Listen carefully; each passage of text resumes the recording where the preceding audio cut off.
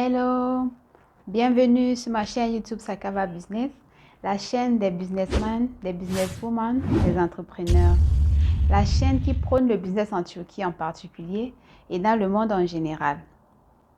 Alors, si tu es nouveau sur cette chaîne, alors sache qu'on parle des business, d'entrepreneuriat, de tout ce qui peut te faire gagner de l'argent.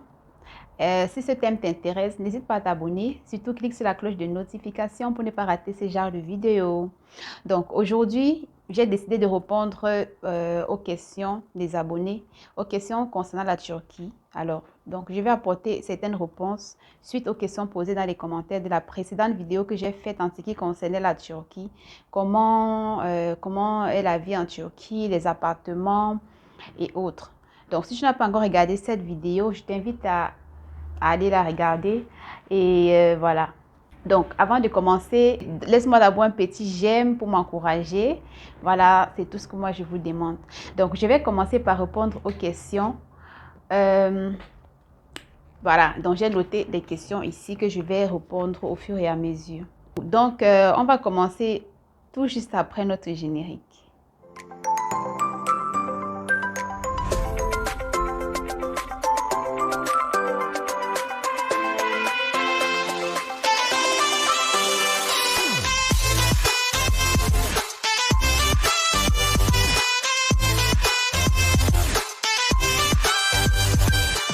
Donc, bienvenue encore sur ma chaîne. On va commencer avec la toute première question qui est de savoir comment peut-on avoir le droit d'étudier si on décide de s'installer en Turquie. Alors, si vous décidez de vous installer en Turquie pour les études, bref, déjà même pour s'installer en Turquie, pour étudier en Turquie, vous avez deux moyens possibles. Première méthode, c'est de demander un visa étudiant depuis votre pays. Donc, vous demandez un visa étudiant depuis votre pays qui vous permettra de venir en Turquie en tant qu'étudiant. Donc, c'est pour que cela se fasse nécessairement, vous avez besoin d'admission, vous savez ça. Vous avez besoin d'admission, déjà d'avoir trouvé une admission dans une université et d'avoir payé vos frais de scolarité parce que vous aurez besoin des reçus que vous allez associer à vos documents nécessaires pour le dépôt à l'ambassade, d'accord, pour votre demande de visa. Donc, vous avez besoin de trouver déjà de l'admission premièrement. C'est la première des choses, en tout cas, en ce qui concerne les visas étudiants. Donc, si vous avez besoin des admissions, n'hésitez pas à contacter Sakava que je suis et je vous fournirai des admissions aussi rapidement que possible. Ça sort en 3 jours, 1 semaine au maximum. Vous avez votre admission. Et bon, déjà, comme je l'ai dit, la première méthode, c'est de passer par la voie normale, demande de visa étudiant à partir de votre pays. Donc, la seconde option, c'est quoi? C'est la possibilité pour vous de venir en tant que touriste. Vous demandez un visa touriste nécessairement dans votre pays. Une fois que vous arrivez en Turquie avec votre visa touriste, vous faites une demande dans une université. Accédez à une université pour changer votre statut de touriste à étudiant. D'accord? Pour changer votre statut de touriste à étudiant. Et ce n'est que comme ça que vous pouvez commencer les études tout simplement. Donc, il n'y a pas de complications. D'abord, il faut avoir un visa pour accéder au territoire. Une fois que vous êtes sur le terrain, vous pouvez commencer les études. Il n'y a pas de souci. Maintenant, on va passer à la deuxième question. Est-ce difficile d'avoir du boulot? Est-ce difficile d'avoir du boulot pour une personne qui veut venir s'installer en Turquie? En ce qui concerne le boulot, pour une personne qui vient s'installer en Turquie, déjà, si vous voulez avoir un boulot officiel, voilà, c'est un peu compliqué. Je vais dire quoi par officiel? C'est-à-dire, vous avez une formation, vous êtes formé dans un domaine précis et vous voulez venir travailler sur le terrain, sur le territoire turc avec cette formation-là. C'est difficile en fait. C'est difficile. Donc, moi, je ne vous conseille pas de quitter de chez vous dans votre pays sous prétexte que vous venez travailler ici. Bref, c'est difficile en fait. Mais il y a des boulots informels, du genre, pas besoin forcément d'avoir une expérience pour travailler. C'est-à-dire, vous travaillez dans les industries de fabrique, par exemple. C'est ce genre de boulot qu'ils prennent ici. Vous travaillez dans les industries de fabrique, vous n'avez pas besoin de formation précise. Mais si vous voulez venir faire un boulot formel qui vous nécessite forcément, en fait, postuler dans une entreprise ou bien je ne sais pas, c'est difficile en tout cas. Très peu le font, très peu. Il y en a, mais très peu le font. Troisième question. Quelle est la ville la moins chère là où il y a la sécurité? La ville la moins chère là où il y a la sécurité. Bon, la sécurité, c'est partout. Déjà, si vous êtes dans la légalité, vous n'avez pas de problème de sécurité. Maintenant, en ce qui concerne la ville la moins chère, moi, je dirais la ville la moins chère, en fait, généralement, sont les petites villes. Donc, les petites villes, généralement, ont un niveau de vie assez bas. Assez bas. Donc, si vous voulez venir en Turquie et bénéficier du niveau de vie moyen, allez vous installer dans les petites villes. Mais déjà en Turquie, le niveau de vie n'est pas aussi élevé que ça. Donc détrompez-vous, le niveau de vie n'est pas aussi élevé que ça. Comparé à d'autres pays en Europe, là, en Amérique, le niveau de vie en Turquie est bon. Les études sont, les frais d'études sont assez bons. Tout est normal en tout cas. Voilà. Donc, la ville la moins chère sont des petites villes. Mais en même temps, je vais vous dire que si vous vous installez dans des petites villes, vous aurez des difficultés à vous en sortir financièrement, trouver du boulot, etc.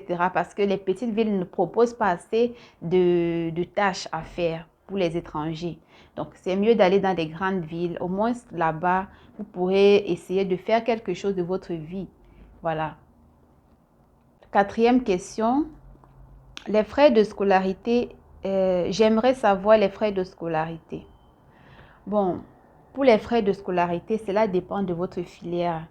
Ça dépendra de votre filière.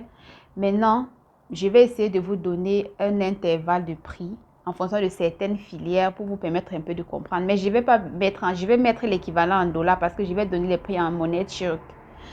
Alors, les frais de scolarité dans les universités publiques, voilà, varient de 3000 lira, 3000 livres turcs à environ 10 000 livres turcs, dépendant de la filière. Bon, par exemple, les filières d'ingénierie dans mon université, par exemple, coûtent environ 4000 lira, 4000 livres turcs par là. Architecture, 6000 livres turcs. Je vais faire l'équivalent en tout cas. D'accord.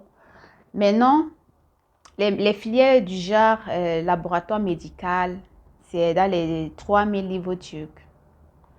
Voilà. Donc, les frais de scolarité varient en fonction de votre filière et en fonction de votre université. Mais déjà, vous devez savoir que ça varie de 3000 à 10 000 livres turcs. C'est déjà ce qu'il faut savoir. Cinquième question. Comment louer un appartement à Istanbul et prix? Bon, pour les locations à Istanbul, pour louer un appartement à Istanbul, en Turquie en général, vous avez deux méthodes. La première méthode, c'est la méthode de l'agent immobilier. C'est-à-dire, voilà, tout le monde connaît les agents immobiliers. Donc, c'est eux qui vous proposent des appartements disponibles. Donc, vous allez vers eux. Il y a plusieurs bureaux un peu de partout dans les villes là. Vous vous dirigez vers une agence et vous rencontrez les agents. Ils vont vous proposer déjà ce qu'ils ont sous la main. Une fois qu'ils vous ont proposé ce qu'ils ont sous la main et les prix, si ça vous intéresse, vous validez. Ou alors vous-même, avant d'aller vers eux, vous leur dites déjà ce que vous recherchez. S'ils en ont ils ont des appartements dans votre intervalle de prix et un peu qui correspondent à vos standards, ils vous proposeront. Dans le cas contraire, ils vous diront qu'ils n'ont pas et peut-être qu'ils vont vous informer s'ils en ont. Donc, il y a déjà la première méthode, agent immobilier. Deuxième méthode, c'est la méthode du site. Voilà, Sahibinden, par exemple, c'est un site dans lequel vous pouvez chercher des appartements parce qu'on propose des appartements disponibles. Ok, donc vous téléchargez l'application Sahibinden. Une fois dans l'application, vous allez voir au niveau de rechercher appartements. Là, il y a des appartements de toutes les villes de la Turquie. Maintenant, c'est à vous de filtrer en fonction de votre ville, de la ville dans laquelle vous voulez l'appartement. C'est à vous de filtrer. Donc, vous filtrez, peut-être si vous voulez un appartement 2+1, c'est-à-dire 2 chambres, un salon, une douche, une cuisine. Vous filtrez, vous précisez pour que la recherche soit plus facile. Vous précisez aussi la ville dans laquelle vous voulez trouver votre appartement, le quartier même si possible, pour restreindre un peu et réduire les propositions. Alors, voilà les deux méthodes que vous avez pour trouver un appartement en Turquie. Ou alors, troisième méthode, méthode banale, c'est-à-dire vous marchez, vous regardez si on a affiché à louer quelque part et vous prenez le numéro et vous appelez. Voilà la troisième méthode en fait. Donc, c'est à peu près ça. Donc, j'ai répondu à toutes les questions posées et j'espère que vous avez trouvé réponse à vos questions. Alors, si vous avez d'autres questions, n'hésitez pas à mettre en commentaire et j'y répondrai en tout cas dès que possible. Donc, à titre de rappel, pour ceux qui veulent des admissions en Turquie, n'hésitez pas à me contacter. Je vous donnerai des admissions pour votre procédure, ok?